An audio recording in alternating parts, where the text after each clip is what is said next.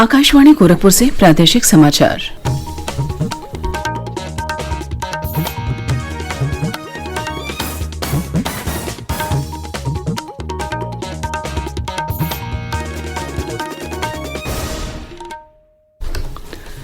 नमस्कार, समाचार बुलेटिन के साथ मैं शिवानी अरोरा। पहले मुख्य समाचार। देश में अब तक 7 करोड़ 30 लाख से अधिक कोविड टीके लगाए गए। राज्य में कोरोना संक्रमण के मामले बढ़े। 24 घंटे के दौरान 3,290 नए मामले सामने आए। सक्रिय मामलों की संख्या 16,000 से अधिक हुई। प्रदेश में त्रिस्तरीय पंचायत चुनाव के पहले चरण के लिए नामांकन प्रक्रिया शुरू। इस चरण के लिए 15 अप्रैल को डाले जाएंगे वोट।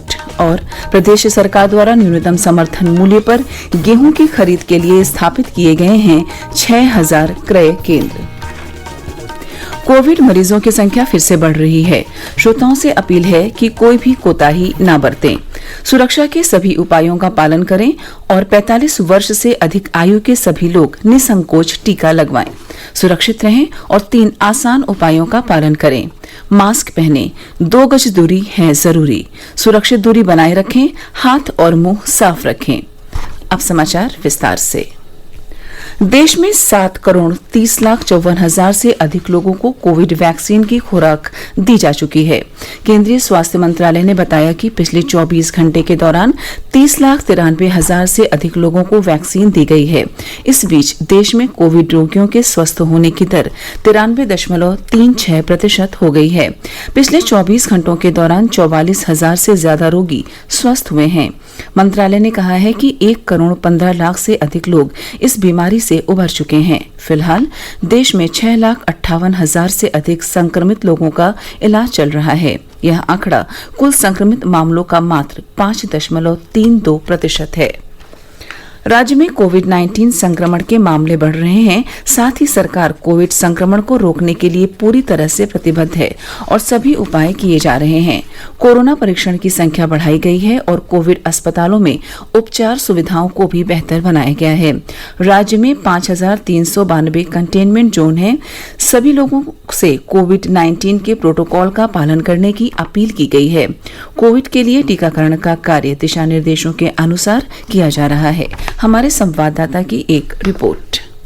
प्रदेश में अब तक 3 करोड़ 52 लाख से अधिक कोरोना नमूनों की जांच की गई है, जो कि देश में किसी भी राज्य में की गई जांचों की सबसे ज्यादा संख्या है। अपर मुख्य सचिव स्वास्थ्य अमित मोहन प्रसाद ने कल बताया कि कुल 1,66,110 कोरोना जांचें एक दिन में की गईं। कोविड सर्विलांस के तहत अब तक 15 करोड़ 37 लाख से अधिक लोगों से संपर्क किया गया और स्वास्थ्य के बारे में जानकारी की गई। श्री प्रसाद ने बताया पिछले 24 घंटों के दौरान कोरोना संक्रमण के 3,290 नए मामलों का पता चला और इस समय राज्य में कोरोना के 16,496 सक्रिय मामले हैं।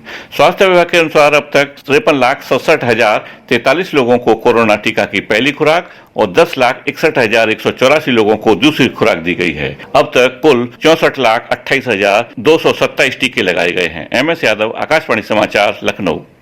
उधर प्रदेश में कोरोना संक्रमण के सक्रिय मामलों की संख्या 16,496 हो गई है। राज्य में कोरोना संक्रमण के मामले तेजी से बढ़ रहे हैं। अपर मुख्य सचिव चिकित्सा एवं स्वास्थ्य अमित मोहन प्रसाद ने बताया कि पिछले 24 घंटे में प्रदेश में कोरोना से संक्रमित 3,290 नए मामले सामने आए हैं। उन्होंने बताया कि राज्य में कोविड टीकाकरण का कार्य सोमवार से शनिवार तक निरंतर किया जा रहा है। अब तक कुल 64,28,000 से अधिक वैक्सीनेशन की डोज लगाई जा चुकी है। केंद्रीय स्वास्थ्य मंत्री डॉक्टर हर्षवर्धन ने राष्ट्रीय असाध्य रोग नीति 2021 को मंजूरी दे दी है। उन्होंने यह मंजूरी 30 मार्च को दी। यह नीति स्वास्थ्य मंत्रालय की वेबसाइट पर देखी जा सकती है। विभिन्न पक्षकार पिछले कुछ समय से असाध्य रोगों के प्रबंधन और बचाव के लिए एक व्यापक नीति की मांग कर रहे थे। विभिन्न पक्षकारों और विशेषज्ञों के साथ कई सलाह मशविरों के बाद इस नीति को अंतिम रूप दिया गया है। इस नीति का उद्देश्य असाध्य रोगों के इलाज की लागत कम करना और इन पर राष्ट्रीय शोध को बढ़ावा देना है।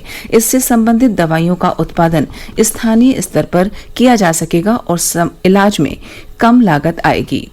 इस नीति में एक राष्ट्रीय रजिस्टर बनाने का भी प्रावधान किया गया है, जिसमें संबंधित आंकड़े तैयार हो सकेंगे। प्रादेशिक समाचार आप आकाशवाणी गोरखपुर से सुन रहे हैं। प्रदेश में त्रिस्तरीय पंचायत चुनाव के प्रथम चरण के मतदान के लिए 18 जिलों में नामांकन पत्र दाखिल करने का काम कल से शुरू हो गया है। ग्राम प्रधान और जिला पंचायत सदस्य पद के लिए नामांकन प्रक्रिया आज रविवार को भी चलेगी। पहले चरण के चुनाव के लिए भरे गए नामांकन पत्रों की जांच कल और 6 अप्रैल को होगी। उम्मीदवार अपने नाम 7 अप्रैल को सुबह 8 बजे से दोपहर 3 बजे तक वापस ले सकते हैं और इसी दिन चुनाव चिन्ह आवंटित किए जाएंगे। पहले चरण का मतदान 15 अप्रैल को सुबह 7 बजे से शाम 6 बजे तक होगा। प्रदेश में त्रिस्तरीय पंचायत चुनाव 4 चरणों में संपन्न होंगे। पहले चरण के तहत जिन जनपदों में चुनाव होना है उनमें सहारनपुर, गाजियाबाद, रामपुर, बरेली, हाथरस, आगरा, कानपुर नगर, झांसी, महोबा, प्रयागराज, रायबरेली, हरदोई, अयोध्या, श्रावस्ती, संत कबीर नगर, गोरखपुर, जौनपुर और भदोही शामिल हैं। राज्य निर्वाचन आयोग ने कोरोना संक्रमण से बचाव के मद्देनजर कोविड प्रोटोकॉल का पालन करने के लिए गाइडलाइन जारी की है। गाइडलाइन के अनुसार अगर कोई कोविड संक्रमित रोगी या उसके साथ रह रहा व्यक्ति चुनाव लड़ना चाहता है तो वह अपना नामांकन पत्र अपने प्रस्तावक या किसी अन्य प्राधिकृत व्यक्ति द्वारा रिटर्निंग ऑफिसर को प्रस्तुत कर सकता है। ऐसे व्यक्ति रिटर्निंग अधिकारी के समक्ष खुद नहीं जाएंगे। केंद्रीय पर्यावरण, वन और जलवायु परिवर्तन मंत्री प्रकाश जावड़ेकर ने कहा कि सरकार कुछ ही वर्षों में बिजली के 40 से 60 वॉट तक के सभी सामान्य बल्बों को एलईडी बल्बों में बदल देगी। उन्होंने कहा कि सरकार ने पिछले 6 वर्षों में 2 अरब असामान्य बल्बों को एलईडी बल्बों में बदला है। Shri Ram college of commerce business conclave को वीडियो कॉन्फ्रेंस के माध्यम से संबोधित करते हुए श्री जावड़ेकर ने कहा कि इस पहल से न केवल कार्बन उत्सर्जन को रोकने में मदद मिलेगी बल्कि इससे ऊर्जा की भी बचत होगी। उन्होंने कहा कि भारत नवीकरणीय ऊर्जा के क्षेत्र में अग्रणी देशों में से एक है और वर्तमान में देश की अक्षय ऊर्जा क्षमता 136 गीगावाट है।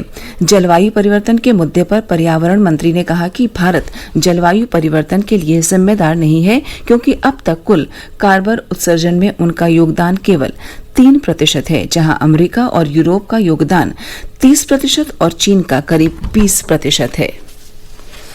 प्रदेश में किसानों से न्यूनतम समर्थन मूल्य पर गेहूं खरीदने की प्रक्रिया तेजी से चल रही है।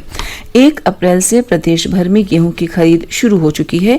मुख्यमंत्री योगी आदित्यनाथ ने सभी मंडलायुक्तों और जिलाधिकारियों को गेहूं क्रय केंद्रों का समय समय पर निरीक्षण करने के निर्देश दिए हैं। प्रदेश सरकार द्वारा न्यूनतम समर्थन मूल्य पर गेहूं की खरीद के लिए 6000 क्रय केंद्र स्थापित किए गए हैं।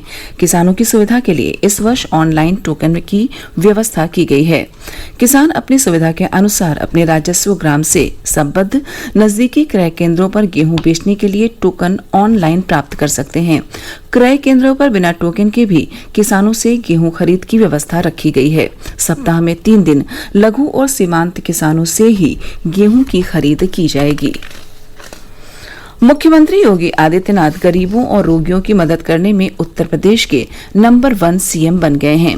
योगी आदित्यनाथ ने अपने नाम एक नया रिकॉर्ड दर्ज कर लिया है। मुख्यमंत्री के प्रयासों से पिछले 4 वर्षों में विवेकाधीन कोष के माध्यम से गंभीर रोगियों को करीब 10 अरब रुपए की मदद पहुंचाई गई है। प्रदेश के ऊर्जा मंत्री श्रीकांत शर्मा ने राज्य की बिजली उपभोक्ताओं से एक मुश्त समाधान योजना का लाभ लेने की अपील की है। ऊर्जा मंत्री ने कहा कि सरकार ने ओटीएस योजना की तारीख 15 अप्रैल तक बढ़ाई है। योजना के तहत शहरी, घरेलू और ग्रामीण उपभोक्ताओं के बकाया बिल पर 100% ब्याज माफ किया जाएगा। और अंत में इस बुलेटिन के मुख्य समाचार एक बार फिर। देश में अब तक 7 करोड़ 30 लाख से अधिक कोविड टीके लगाए गए। राज्य में कोरोना संक्रमण के मामले बढ़े। 24 घंटे के दौरान 3290 नए मामले सामने आए। सक्रिय मामलों की संख्या 16,000 से अधिक हुई। प्रदेश में त्रिस्तरीय पंचायत चुनाव के पहले चरण के लिए नामांकन प्रक्रिया शुरू। इस चरण के लिए 15 अप्रैल को डाले जाएंगे वोट। और प्रदेश सरकार द्वारा न्यूनतम समर्थन मूल्य पर गेहूं की खरीद के लिए स्थापित किए गए हैं 6000 क्रय केंद्र। इसी के साथ प्रादेशिक समाचार समाप्त हुए। नमस्कार।